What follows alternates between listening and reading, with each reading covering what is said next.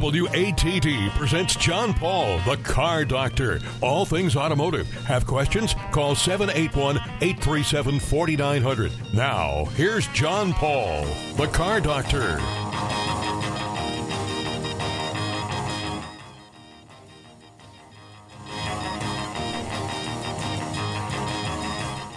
And good Sunday morning, everyone, and welcome to another edition of the Car Doctor program on 95.9 WATD. Everything good in the studio there, Jesse? Oh, it's just perfect. All right, good. How's the studio remodel coming, by the way? A lot faster than I thought it would. They're actually making some progress. Well, that's good. That's good because I understand there's all brand new electronics going, so all kinds of new stuff to learn how to use. So that should be exciting, right? Yeah, it'll be another flawless show, as usual. Absolutely. Well, welcome to the Car Doctor program on 95.9 WATD, where you can listen and call in and do all kinds of stuff, and also you can always find the podcasts of programs afterwards. I answered a question one day about somebody asked me if I liked electric cars, what's the deal? It seems like I talk about them, and then I talk about cars that make 1,000 horsepower, and I said I like everything with wheels on it. In fact, I'm starting to become a fan of e-bikes and e-bikes, electric bicycles. I've found out they're actually fun. And with us on the phone is Ronny. She is the overseas sales manager for Fiido electric bikes. Fiido electric bikes are pretty cool. Ronny, thank you for joining us on the Car Doctor program today. Thank you. Nice to talk with you guys. Thank you, Paul. Well, it's this is a bicycle company that I hadn't heard of before, and you have some pretty amazing bicycles. One of the first ones that I saw was the compact folding bicycle that had an incredibly long range, and you could fold it up and you could wheel it into your apartment if you wanted to. Yeah. Did you mean the Fiido X? Yes. Yes. Actually, I can explain why we have a so good design, because recently I just visited a lot of the dealers in America, and everybody told me with your words, because everybody likes the construction design. As I said, our founder is our CTO, so he focused on the electric bike industry for more than 8 years. He will scan all the customer needs from the forum, from the Facebook, from the Instagram. Everybody saying about e-bags, he will make some remember, and we will, based on all the electric bag rider needs, to design our bag. So our best folding bag Fiido X is very good product. We launched in 2021 and got the German IF Industrial Design Awards and crowdfunded over 1.5 million USD in Indiegogo. So for now, we already sell many years for this bag, but this bag is very unique for us, and especially we designed the seat battery module by ourselves. We cannot change the industry because in before some battery will settle down in the frame, but this time we just change the battery module into the seat pouch, so it will be more neat and more polished for a folding bag. Yeah. One of the things that I looked at when I look at bicycles, I look at bicycles almost like I look at cars. I look at how well they're constructed. And one of the first thing I noticed was how good the welding was, how good the paint quality was. Just it's compared to some other ones, especially other bicycles that I've seen, other e-bikes I've seen at some of the big department stores. The quality just seems much better. The company really pays attention to how well the bikes are put together and how they're constructed, and also how easy they are to assemble when they show up in a big box. Yeah, actually, for the riding, especially for this folding bag, we put more effort on the design. Sometimes the current technology not very popular for the whole how to say, the neat widening into one bag.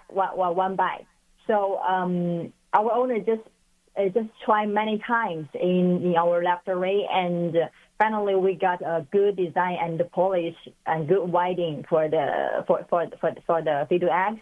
And why our qualities look so good, because we do battery module by ourselves. Actually, in our factory, we have our own battery assembling module. We will buy each cell from the company, and we will do some tests if this cell is fully charged.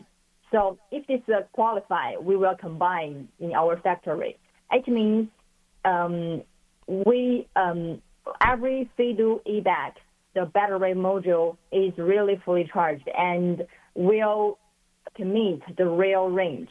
So, this is the part of our quality. How to say? It's part of our quality. And it sounds like quality is sort of one of the key things in the company, and you've come out with this multi-function bike, the T2 bike, and that one's brand new, and that one really seems like I just wrote a review about it, and it really seems like for a lot of people it could take the place of a car in a lot of places, because it could be used for delivery service, it could be used for running errands. It's that long tail design, so extended wheelbase design, and and you could easily mount like saddlebags on it or a box on the back of it. Looks like if you were somebody who was delivering food through Uber Eats or DoorDash, you could easily do it on this type of bicycle. And it might, for some people, it might actually, depending on weather conditions and all, it might actually take the place of a second vehicle in a household. Sorry, can you repeat your question again? Just the idea that this T2 bike could possibly take the place of a second vehicle in someone's household. Of course. Yeah, of course. It's really a good, actually, when we talk electric bag is like kind of the part of the I know imagination is MACC. Actually, this intelligent transportation.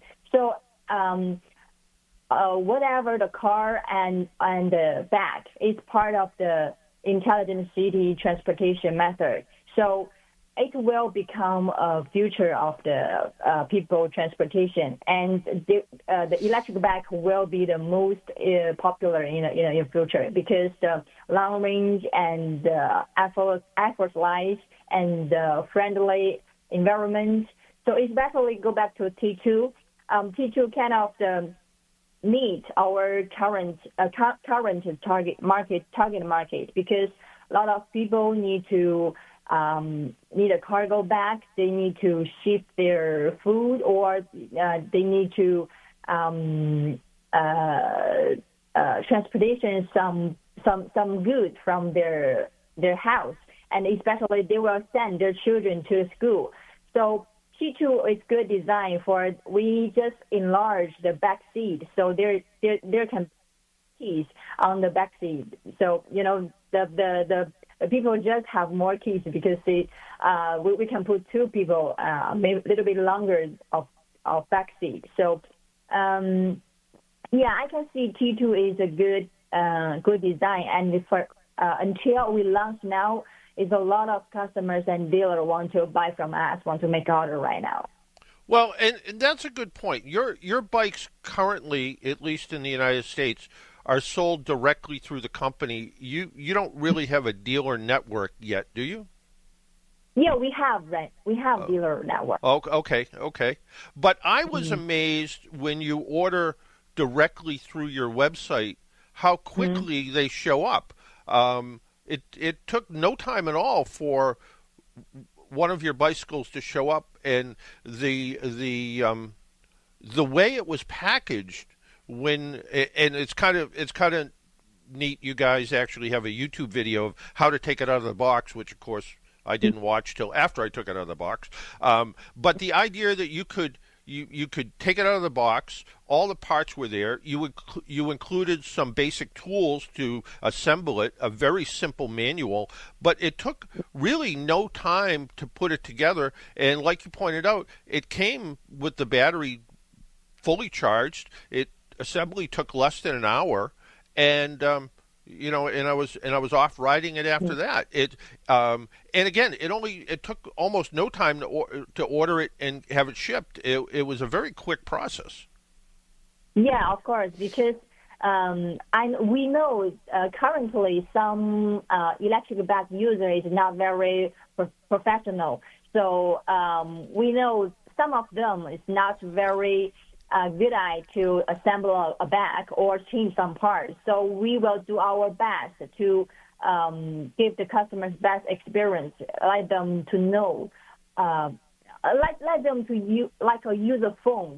When you got it, you will know how to use it, how to download the app. It will be let the customers get a more easy way to use eBag. And speaking of apps, your company has an app as well, right? Yes, we have. Tell us about that a little bit. Tell us about the app and how the app works with the bicycle. Yeah, the app is very good connection between our company and our global riders. Currently, our app can connect with our bag, use Bluetooth function. So after you're connected, you can use your phone. It's the app. You can use the app to unlock and lock your bag, and you can turn on the light, turn off the light, and you can tracking your mail in your app each time. And then we have a global community, so you can you can make a post on our app because you can see the global Fiido user in the community. Everybody can talk. Everybody can share their bike, their photo, and their opinion. And then in the future, we will connect with our bags to make some discount coupon, and everybody use the app to can recognize our coupon and to buy from our online and or offline dealer directly. We'll be do more connection with the app and the customers because we know everybody use phone right now. So app is very good for the bag. Even except the app, we have our own watch as well. Watch is a little bit same function with traditional watch. You can check your heart rate and other data in your watch, and then you can use your watch to open your bag and close your bag, open the light, and checking the mail as well.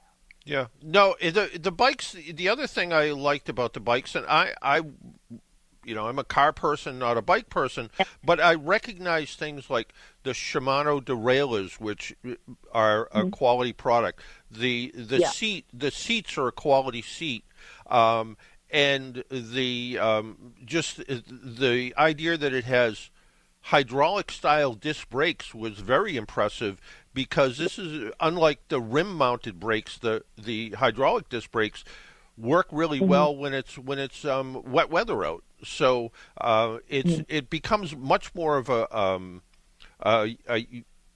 all-season type of bicycle. I don't know that I would ride it in the snow, but I think if you were out somewhere and doing an errand, at least you know that your bike is going to stop well because of the type of brake system in it. Yeah. Because use this very qualified component is very good. It's very important for us because this kind of the part of the quality control. We need to control. We need to confirm especially the brake. It's very important for the customer's safety. So in this part, we will put more attention to solving all the Shimano, and our model is Mivax, and brake is the trick.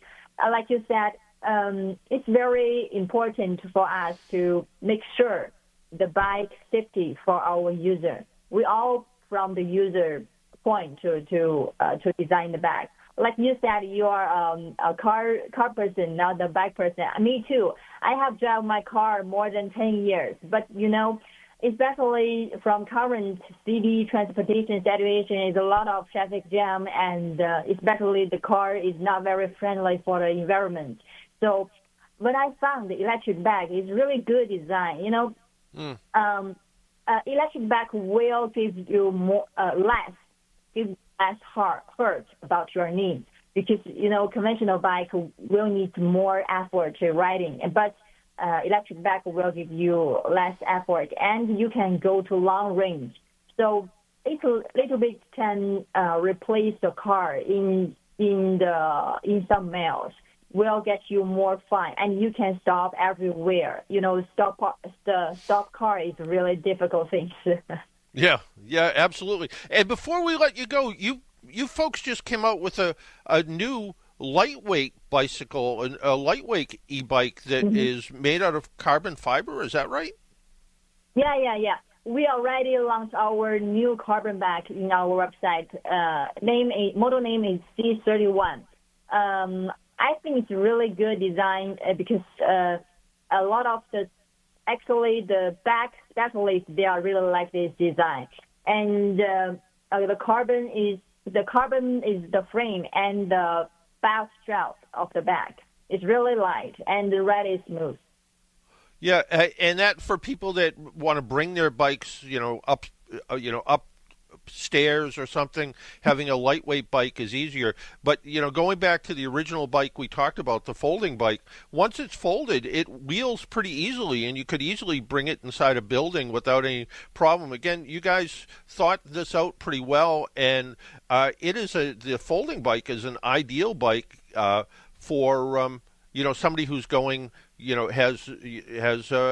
going camping or on a boat or something, and the boat is big enough where they can put a bicycle and bring their boat up to the dock and take the bike and go do some errands and get provisions and things like that. So you've sort of appeal to all different kinds of customers with this, and the idea that these are available. And price-wise, looking at the price, I know the folding bike, I was showing it to someone, and they had said their wife just bought something similar. I told them the price of your bike, and they were like, I paid about $400 more, and it has less range, and it's not as handy. So your prices are very reasonable compared to some of the others on the market. Yeah, of course. And I go to your first point is our folding bag. I think the folding bag is really good for the camp as well, because it will be easy to folding in the back of your car, and easy folding, and you can put on the boat. Even the C31 is not very easy to folding, but it's really light. You can lift it up on your on the back of the car, and good for the boat as well. I think so. It's not very too heavy. And go to the second point. Our kind of from my point, we hope everybody can ride electric bikes in the future. Now, because from more before 10 years, I saw there's a lot of electric bikes with a higher price, and some customers really want to ride a e-bike, but in order the high price, and they will not for this idea. But currently, we can what we can do, we can control our good quality, and we can control our own cost, and then we can give all the profit to the customers. We want the customers can ride. We want everybody can ride electric bike, not for their price or other issues. So we just kind of our emission is not very focused on to get some more profit from the customers, or it's not like this kind of thing. Yeah, and if people want to get more information, the website is the best place, and it's Fiido.com, right? Yes, you're right. Well, Ronny, I want to thank you for taking some time out of your Sunday morning and joining us on the Car Doctor radio program. It has been a pleasure, and the bicycles, I encourage people, if they're, as spring is starting to be here in New England, it's a great time to be out on a bicycle, and if you're maybe just a little bit out of shape and you haven't ridden in a while, doing it on an e-bike makes it that much more pleasurable. And when you get a little bit tired, you get a little bit of assist, or you can use it however you want. So again, thank you for taking a little time out of your Sunday morning and joining us on the Car Doctor radio program. Yeah. Thank you, Paul. Thank you for the interview as well. Yeah. All right. Take care. Bye-bye now. Why don't we take a break, pay some bills? My name's John Paul. This is the Car Doctor program. When we come back, if you went to the Boston Auto Show yesterday or Friday, I would like to hear from you. Give us a call at 781-837-4900. Just curious how it went. I heard very little about the Boston Auto Show. In fact, I emailed, there was a contact number at the bottom of the show, and never really heard back from them. So I'd like to hear how it went. It looked like there was a fair amount of manufacturers there at the Boston Convention Center. So if you went, I'd like to hear from you, 781-837-4900. If you have a question about your car, give us a call at 781-837-4900. And when we come back, we got a bunch of emails over the week, people with car problems and car questions. My name's John Paul. This is the Car Doctor program. You're listening on 95.9 WATD. We'll be right back. Start your Sunday off right with brunch at the Old Hitching Post in Hanson. The Old Hitching Post offers a full buffet brunch every Sunday from 10 to 1. Fill up on all your favorites like eggs and bacon, sausage, home fries, French toast casserole, mac and cheese, homemade hash, fresh seafood, rice, veggies, fresh fruit, quiche, yogurt parfaits, pastries, ham, omelets, eggs Benedict, and more. The Old Hitching Post Sunday brunch from 10 to 1 at 48 Spring Street, Route 58 in Hanson. Online at oldhp.com. That's oldehp.com. AAA is with you at every moment in your life. They have 24/7 roadside assistance, which covers you in any car you're driving or riding in, even a rental or your friend's wheels. They have great member rates on home and auto insurance, savings on travel, hotels, and rental cars, and discounts on hundreds of your favorite brands. You're covered on and off the road. Learn more at aaa.com/join. Hey there, folks. It's Quinn Kelly reminding you to tune in Sunday night at 5 for the South Shore's first voice in sports talk radio, The Sports Exchange. Unmatched coverage of local high school action, as well as a relatable voice on all things Boston Pro Sports. We've got you covered live at 5 every Sunday night. Have a question for our host, missed last week's show, or just want to share a great sports story? You can find us on Twitter at SE on WATD. But remember, mark your calendar, folks, and we'll see you Sunday night at 5 for the Sports Exchange on 95.9 WATD. Make an appointment Sunday morning at 11 for John Paul, the Car Doctor, on 95.9 WATD. Now, back to the Car Doctor. And welcome back to the Car Doctor program on 95.9 WATD. It is an interesting, whether, you're here where I happen to be in Florida or whether you're up in New England. The weather's been weird. This winter I've had my heat on more than I've had my air conditioner on. It's been very windy. I remember Jesse on several occasions when he was doing the weather forecast saying, "There goes my fence." Did you ever lose your fence? Or not? Maybe Jesse left me now. So the weather has been sort of weird, but it's just one of those things. So some of the emails that came in this week, people with car problems. Yes, we have people with car problems, and some pretty interesting ones. This person has a question about their 2019 Chevrolet Z06 Corvette, and it has an electronic selector that changes, that allows the driver to change settings in the car. And one of the settings is an eco setting. And the eco setting, it says here, if you, he's in his email, it says, "It's been brought to my attention that after much use in the eco mode, you can somehow damage the engine. Something about valve lifters. Do you know anything about this?" First off, it's a Corvette. Why would you drive it in eco mode, especially a Z06 Corvette? But I guess it gives you that option, and it probably helps with EPA fuel economy. I don't think so. There are literally thousands and thousands of GM engines with displacement on demand, and that's what they call it, where hydraulically it shuts off some of the cylinders. So in this particular 8-cylinder engine, under a light load, it goes into 4-cylinder mode.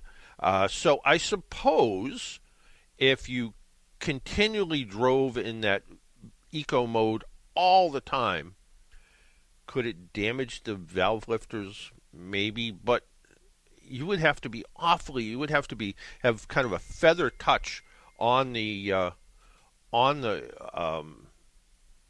gas pedal to have that happen. So I would say probably not. Yeah, I don't see it. And I did search all of GM technical bulletins and didn't find anything to indicate a problem. I did see a mention on a Corvette forum that people said, don't do this, you'll destroy the engine. But nobody could put out any fact about why this would happen. So I just got a text from a friend of mine, and he's kind of joking with me, but he says, I have a dead raccoon under my hood. What should I do? Remove your dead raccoon. That's what you should do. He stopped by to visit, and there was a dead raccoon. So hopefully it's not under his hood. But actually, when my wife went back up north for a week, she went and got the old Volkswagen that we leave up on Cape Cod, and she went to open the hood because it was on a battery tender. I keep the battery fully charged by keeping it on a battery tender. And she went to open the hood, and some seeds and stuff fell out from under the hood. So the first thing her and her sister did while they had the hood open was look around to make sure there was nothing nesting under there, dead raccoons or not. But, did a mouse or a mole or something decide to, that hood insulation looks like a good place to make a nest? Well, fortunately it was a temporary home at best, I guess, and there was no chewed up wires or anything like that can sometimes happen. So that's all good. Somebody else wrote to me and says, I have a 2017 Genesis G80, and this is kind of an interesting one. It's a 3.8 liter engine with all-wheel drive. About 4 years ago, the car was dead as a doornail, and they said the local Genesis dealer came to the house, picked up the car. They diagnosed the trouble as a bad battery, and as a goodwill courtesy, they replaced it at no charge. It's now 3 years later, and it's happened again. And it's sort of interesting that, the average life of a battery, I don't know where this person's really from, but the average life of a battery in New England is about 5 years on average. Sometimes you go longer, sometimes you go less. In hot weather climates, Arizona, Central Florida, places like that, we see battery life as short as 2 years. Although, that being said, the battery in our 2015 Volkswagen is now, I replaced it at the end of last year, and it was a 2015 car. Battery was put in 2014. So that battery was 9 years old. So what attributed the long battery life? I think having the car driven fairly regularly, which is always helpful. And secondly, having it on a battery maintainer. I happen to use, for the most part, battery tenders. And having it there, making sure the battery stays fully charged, I really think is what adds to the longevity of the battery. When batteries cycle from almost dead to almost full charge, and we saw a lot of that during the height of COVID, where people weren't driving their cars. They were leaving them for a month. Car wouldn't start, they get a jump start, it never really fully charged the battery up, and those batteries ended up being replaced. A lot of batteries were replaced with pretty short life. So yes, you can maintain the battery the best you can. And I've mentioned in the past that I have this little boat, a little small boat, and when I don't use the boat, when it's sitting at the dock not far from my house, I have a solar battery charger, a little solar panel that I leave out and hook it up to the battery. And I'm a little worried about it in one way, that it is sort of an unregulated power supply. When I hook it up and just put a voltmeter on it, it's about 17, 18, maybe all the way up to 19 volts. When I put it on the battery, it drops right down to like 14 volts. So the battery becomes the regulator for the solar panel. That's not my favorite way to do that, and it's probably because this is a fairly inexpensive solar panel charger. I have a better one at home at the other house up north. It actually runs through a battery maintainer, so it maintains. It's a smart battery charger. We've had the folks from the smart chargers on before, and I like the idea of this. I didn't realize the solar panel was quite as big as it was, so a little too big to leave on the back of the boat, which is why I didn't use it. But I like the idea it's a regulated supply, so it keeps the battery fully charged that way. But anyway, so this person 3 years later had to put a battery in. It was replaced at no charge. Then 3 years later it happened again. He called the dealership, and this was where it got interesting. He was informed that they're no longer permitted to sell and service the Genesis branded vehicles. Well, it must have been a Hyundai dealership that also sold Genesis. And for whatever reason, maybe they didn't have the certified technicians or whatever the case is, they said they can't service their vehicle. I guess I find that a little bit odd, that providing they have essentially the same help, why couldn't they still work on it? I can understand if it was under warranty. Yeah, they couldn't do it because they no longer provide warranty, but why they couldn't work on it is sort of odd. If the same person works there, if, Jesse's in the shop and he worked on the car 3 years ago, why couldn't he work on it now? But who knows? Who knows what the real rules are? But their question is what they're really concerned about, because the Genesis has a lot of electronic features, is they're concerned about getting the battery replaced and making sure that that when the battery is disconnected, they won't lose all their custom settings that they've entered into the various computers over the last few years. So, seat memory, radio memory, things for the lane departure warning and correction devices, all that sort of stuff. So they want to know where to do that. And really, anybody should be able to do that, whether they use a type of battery memory device that some of them plug into the OBD port. So under the dash where you plug in, where they do a sticker, they plug into that port, or which those work most of the time, not all of the time. Or else you do what we do at work when we change a battery. We use our jump start box. Very simple. We attach the negative cable of the jump start box to some negative, some piece of metal under the hood, alternator bracket, someplace where you get a good ground. And then we take the positive cable and we attach it to the positive battery cable of the car.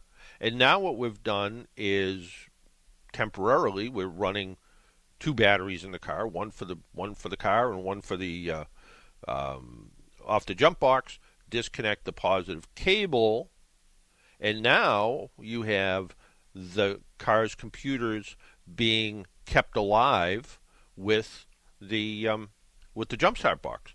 Change the battery, put it back in, repeat the procedure, put the positive cable back on, put the negative cable back on, and the car's computer shouldn't lose all the settings. So it should be relatively simple. It should be something that anybody should be able to do without too much work. Takes a little bit more time because you want to make sure that you save, all the memory functions that way. So a little bit more time. You do need some sort of battery jump start box or something to be able to do that. But that way you also don't lose not just the things like radio memory and stuff like that, but also the car's computer has, as well as the vehicle operates, has gotten used to you. So when you disconnect the battery sometimes, you may even find that when you hook the battery back up, it doesn't start. It cranks over. Maybe it cranks over, it starts and it stalls, and you go, well, it's never stalled before. Well, the computer's relearning things. So it's relearning, well, okay, I started and it stalled. I need to raise the idle up so it stays idling properly. And there are times where you absolutely want to clear out the memory of the car. So maybe your car has this weird glitch where it's doing some funny stuff and it just doesn't run right. And I first read this with Honda vehicles, that if all of a sudden weird stuff starts to happen in the car, disconnect the battery, positive and negative cables, jumper those two cables together with either hold the two cable ends together or take a good heavy jumper lead, jumper them together, and what that will do is that will discharge any of the capacitors inside the electrical system. And then when you hook the battery back up, it's going to learn everything over and over from actually zero. This can be the case where today's transmissions are all computer controlled. You drive the car a certain way, you sell it, trade it in, whatever the case is. Somebody else buys it and drives it differently, and they're like, well, it just doesn't shift right. It shifts funny. It shifts earlier. It shifts late. And what they'll do sometimes is go in and they'll just disconnect the battery, leave it off, put it back together, and now all of a sudden that computer is going to start to watch the way you drive the car, and it's going to get used to the way you are, and it's going to work normally. So just something to be aware of. Also, the battery in this Genesis is a little bit unique. In fact, I tried to look it up to see whether AAA could provide a battery. We don't keep this battery in stock for some reason. It's an AGM battery, so it's a glass mat battery versus a lead acid battery. It's a high cold cranking amp. It's 950 cold cranking amps, which is a really powerful battery. It has a high reserve capacity, 190 minutes, which tells you that this battery is doing a lot of work. If it needs that kind of reserve capacity, there's a lot of stuff staying on in this car. So you want to make sure you get the right battery for the car. It's a AGM 105 is what it's called, but again, you want to make sure it's that 950 cold cranking amp battery with that high reserve, because if the reserve numbers are low, maybe you're going to find one with a fairly high cranking amp, but if the reserve numbers are low, you're going to find that these computers draw a fair amount of electricity all the time, so you want to be careful about that. One more question came in. The person says, I currently own a 2017 Toyota Highlander Limited with 87,000 miles on it. It's all-wheel drive and has a 6-cylinder engine. Our previous vehicle was a Chevy Equinox, which we enjoyed except for the four-cylinder engine that struggled on trips upstate. And for that reason, we opted for the 6-cylinder Highlander. I have major reservations about owning the newer model Highlander because it's only available with the 2.4 liter or 2.5 liter hybrid version. So no V6 in the Highlander anymore. Maintaining speed up steep hills, such as up in New Hampshire or any place where there's hills and mountains or inclines while in cruise control. Their previous Equinox had these very uncomfortable surges in RPM. Are there better alternatives, or would the hybrid engine combination sort of compensate for that? I think time is what's compensated for that. You'd have to drive it to decide, but in 2017, the V6 engine made 295 horsepower and 365 foot-pounds of torque. The turbo four-cylinder engine in the 2024 model makes a little less horsepower, 265 horsepower, but it actually makes more torque. It makes 310 foot-pounds of torque, which should give you more of that uphill grunt you need to, go up hills, these hills and mountains you're going to go up through. The hybrid version is more about fuel economy than it is about power. It's actually a little bit lower. It's 243 horsepower and 263 foot-pounds of torque, about the same torque as the old V6 engine. So I really think the turbo four-cylinder might be a good alternative to the V6. I remember the first turbo four-cylinder Toyota product that I drove, I just assumed it was a V6. I got out and opened the hood and counted spark plugs, and sure enough, it's a four-cylinder turbo. I was really impressed for it. As far as alternatives to the Highlander, Honda Pilot, always a good choice. Hyundai Palisade and Kia Telluride, which is everybody's darling SUV right now still. Those numbers probably more closely match the horsepower numbers of your 2017 Highlander. So the Telluride or the Palisade might be a good alternative to that. But if you're a fan of Toyota because of quality, or you like your dealer, or whatever the case is, I would go take one for a really good ride. The 4-cylinder turbo, take them for a ride and see what you think. Turbocharged engines are pretty phenomenal the way they work. The V6, turbocharged engine in some of the Ford trucks, for instance, way more powerful than the V8 engines they replaced, the 5-liter engines they replaced. A little bit better fuel economy, smoother performance. Real question is, over time, how are they going to last? No one really knows. I did get an email from somebody that had it was a F-150 with the twin-turbo V6 in it. No, it was a Ford Transit van with the twin-turbo V6 in it. And the timing chain failed, which happens when these get high miles on them. Had about 70,000, something like that on it. The chain failed. It broke at low speed. They are hoping it's okay. It won't be, by the way. And they said they tried to turn the engine with a breaker bar, and it wouldn't budge. It's broken. The only real way to know, pull the spark plugs out, pull the valve covers off, look and see if there's valves hung up. Chances are there probably are.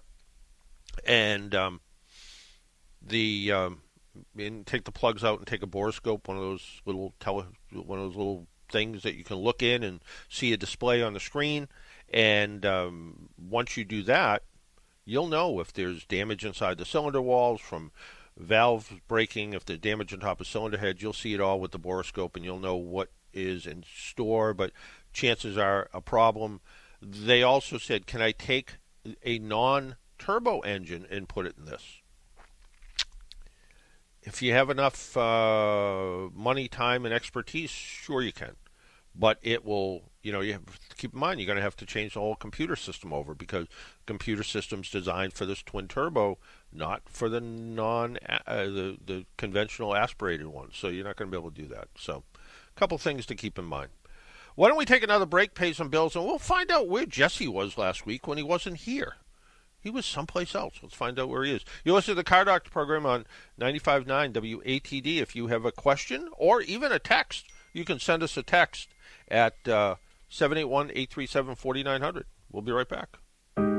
AAA is with you at every moment in your life. They have 24/7 roadside assistance, which covers you in any car you're driving or riding in, even a rental or your friend's wheels. They have great member rates on home and auto insurance, savings on travel, hotels, and rental cars, and discounts on hundreds of your favorite brands. You're covered on and off the road. Learn more at aaa.com/join. Start your Sunday off right with brunch at the Old Hitching Post in Hanson. The Old Hitching Post offers a full buffet brunch every Sunday from 10 to 1. Fill up on all your favorites like eggs and bacon, sausage, home fries, French toast casserole, mac and cheese, homemade hash, fresh seafood, rice, veggies, fresh fruit, quiche, yogurt parfaits, pastries, ham, omelets, eggs Benedict, and more. The Old Hitching Post Sunday brunch from 10 to 1 at 48 Spring Street, Route 58 in Hanson. Online at oldhp.com. That's OLDEHP.com. Registration for Massasoit's Fall 2024 semester is now open. Whether you are looking for a career certificate, an associate's degree, or just taking a few classes, Massasoit will take you closer to your goals. Benefit from more than 60 degree and certificate programs, experienced instructors, small class sizes, low tuition costs, and transferable courses. Enroll now for the fall semester at Massasoit Community College. Visit massasoit.edu. And be sure to tune in every Monday night at 9 for Massasoit Today on 95.9 WATD. Make an appointment Sunday morning at 11 for John Paul, the Car Doctor, on 95.9 WATD. Now, back to the Car Doctor. And welcome back to the Car Doctor program on 95.9 WATD. And Captain Keith, who sent me I got a dead raccoon under my hood, also said he has a Ford Explorer with the twin turbo V6 in it. He says the water pump's driven by the timing chains. The timing chains break or the water pump breaks and it becomes a disaster. You have to pull the engine. Absolutely. I kind of wonder sometimes. I was looking at a V6 engine in a Toyota 4Runner, and they put the starter under the intake manifold. Now, is it terrible to take the intake manifold off to get to the starter? It's not terrible, but it's not convenient by any means. So why would they? I guess in theory it sounds like a good idea. We'll run the water pump with the timing chain until it all breaks. And in fact, somebody else I know had that. Their water pump started to leak. They were on vacation. They weren't down in Plymouth. It's like $2,900 by the time they were done because they did the chains and all that stuff, and it gets really expensive. Let's talk to Walter in Weymouth. Walter, good morning. Walter. Yes, sir. Yes, sir. What can we do for you? Well, I was just wondering why we couldn't have electric cars. Most of them are coming in with all electric battery. What's wrong with a 3 horsepower generator to generate your own power with gas or propane or whatever? How come they haven't come out with something like that? Well, there are some manufacturers who've sort of done something like that. The Chevrolet Volt, not the Bolt, the one with the V that they don't make anymore, that one had a 4-cylinder engine, and the 4-cylinder engine was essentially a generator. So what would happen is the car would have this electric battery, and you could drive, so many miles on electric. And when the battery discharged, the gasoline engine would kick in, and what it would do is it basically charged up the battery, and that's what kept it going forever and ever and ever until you ran out of gas. BMW had a little electric car. I think it was the i3, and it had a 2-cylinder gasoline engine in it that it did sort of the same thing. When you ran out of battery power, the gasoline engine would come on, and the gasoline engine would be a generator that would make enough electricity to put it back into the battery, and the battery would continue to run. It had a very small fuel tank. I think it only had a couple-gallon fuel tank, but it was enough. Yeah. It was enough to get you where you were going to go. I think the idea behind it is having the simplicity of, and we'll call it simple, an electric car that's purely electric that doesn't have a gasoline generator that has to rely on, compressed natural gas or gasoline or diesel or whatever the case is. Keep the pure electric ones pure electric and keep the hybrids. And plug-in hybrids sort of, they're kind of the same way. I mean, if you went out and bought a plug-in hybrid that had a 4-cylinder engine, you would go 30, 40, 50 miles on the battery, then it would act like a regular hybrid, and at the end of the day, you plug it back in, and you go 30, 40, 50 miles again on pure battery until you decided to plug it in again. So the idea is sort of there. I think the other issue might be that, electric cars, the technology is expensive, and then if they all of a sudden throw a generator in it, I have seen on the internet, so who knows if it's true or not, something like a Tesla with a big generator mounted on a trailer hitch behind the car. So it sounds kind of dumb and it looked kind of dumb, and I don't know if somebody did it just to get clicks on the internet or something. But I mean, it's certainly possible. The other thing is, some people say, why don't they make the whole top of the car out of solar panels, and that can charge the batteries up? You would have to make a really big solar panels for that to work. Yeah. So I mean, the possibility is there certainly to be able to do something like that. But I think right now companies like Tesla and Hyundai and Kia that have pretty successful electric cars, they want to keep the electrics pure electric, and if you want something different, go buy a hybrid or a plug-in hybrid. Somebody was telling me the otother day about, so the person drove cross-country in an electric car, and they didn't really think much of it. They said, every 3 hours or every 4 hours they stop. The car tells them where to charge. Take their dog for a walk, go use the restroom. 20 minutes later, the car is mostly charged back up and they're ready to go. Personally, I'm not ready for an electric car yet because, first off, I don't think I can afford the one I want. And I don't. And the other thing is where I currently live, we live in a small cottage with a limited electrical service, and we live in down here in Florida in the wintertime, we live in a mobile home with kind of limited electrical service. So the idea of being able to put a 40-amp charger on the side of the house kind of limits that a little bit, although as long as I wasn't using it while the air conditioner was on or using it while the dryer's on, it would probably be fine. I'm just not prepared to quite do that yet. So yeah. So, but I think I think we're really in sort of that. I don't know. I think we're sort of in that golden age of cars right now where, people talked about back in the 1900s you could buy a diesel or a gas car or a steam car or, battery car. I mean, Henry Ford's wife, Ethel, maybe? Ethel? Yeah. Eleanor Ford. She drove an electric car because she couldn't start a Model T. So the idea that, right now you can go buy an electric car, you can buy a plug-in hybrid, you can buy a regular hybrid, or you can go buy a 750 horsepower Hellcat if you want. There's a lot of choices out there. You can get a lot of variety of different kinds of vehicles. There's still, I wish, prices didn't climb as fast as they did, but at least there's a lot of choice out there for consumers to be able to buy what they want. I gotcha. Yeah. Okay. All right. Take care, Walter. That answers my question. All right. Thank Take you. care. Yep. Bye-bye now. Bye.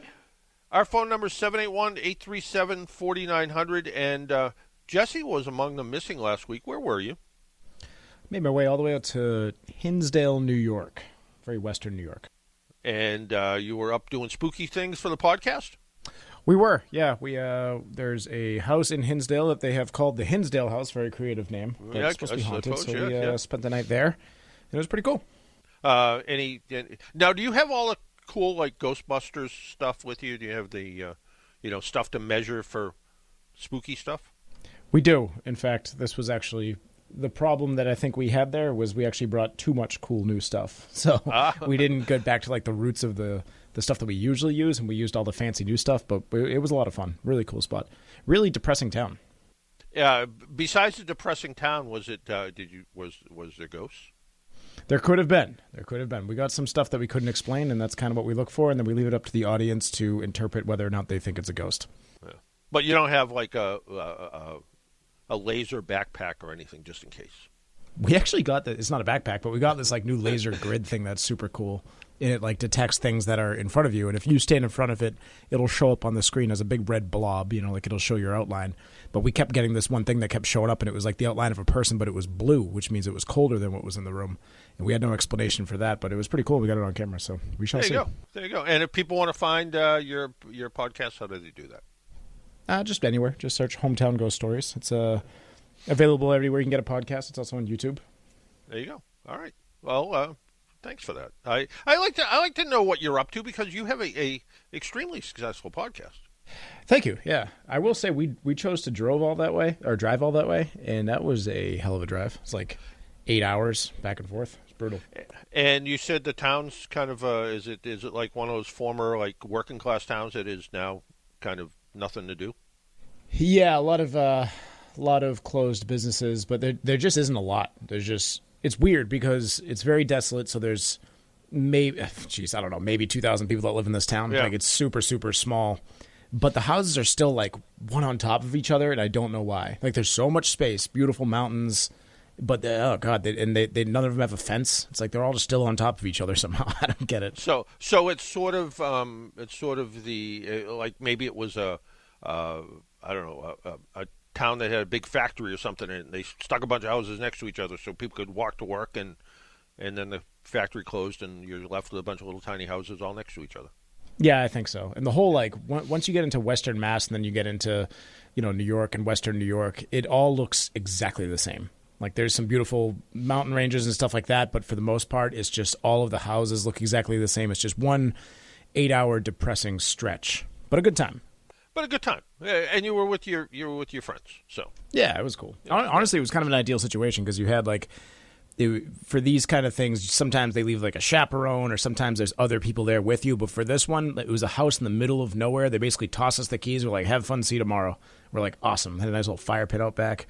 Pretty cool situation, actually. There you go. Sounds like there was drinking involved. I'm not judging, just saying. No, just on the ride. Yeah, all right. Being safe all the time. Hey, somebody else wrote to me before we go here. Somebody else wrote to me. They said they have a 2015 Buick with a V6 engine in it, topped off their coolant reservoir the other day. They were surprised that they had to add about half a gallon of coolant. They parked their car in the garage. They didn't see any leaks. They got under the car the other day. Looked, they don't see anything. Where anything leaking from anything?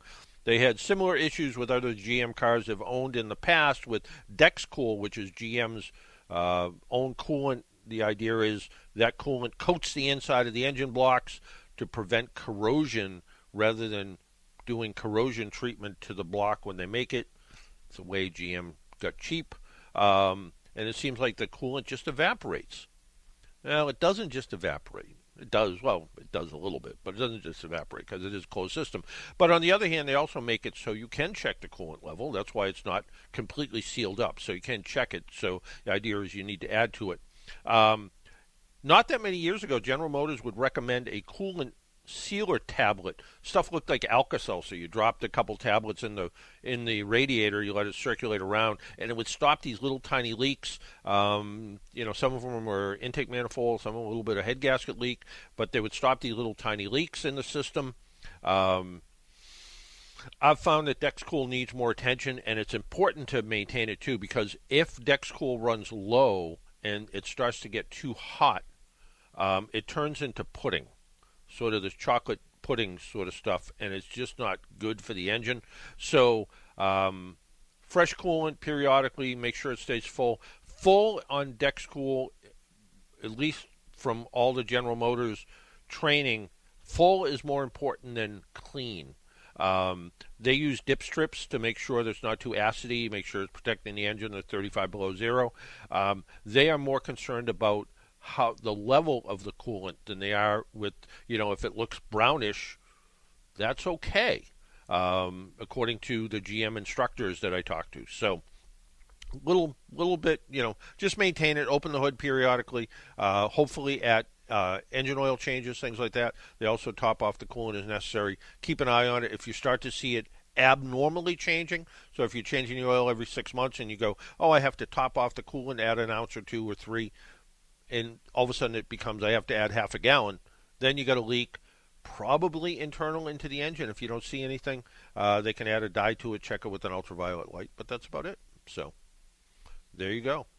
Remember, if you want to get a hold of me during the week, best way to do that is jpaul, J-P-A-U-L, at aaanortheast.com. And if you want to listen to past programs, you can always go to the podcast. Just look up Car Doctor Radio on any of your podcast sites. I use 2 different site names, which Jesse tells me I shouldn't. I should only use one. One's on podcast.com, one's on Podbean.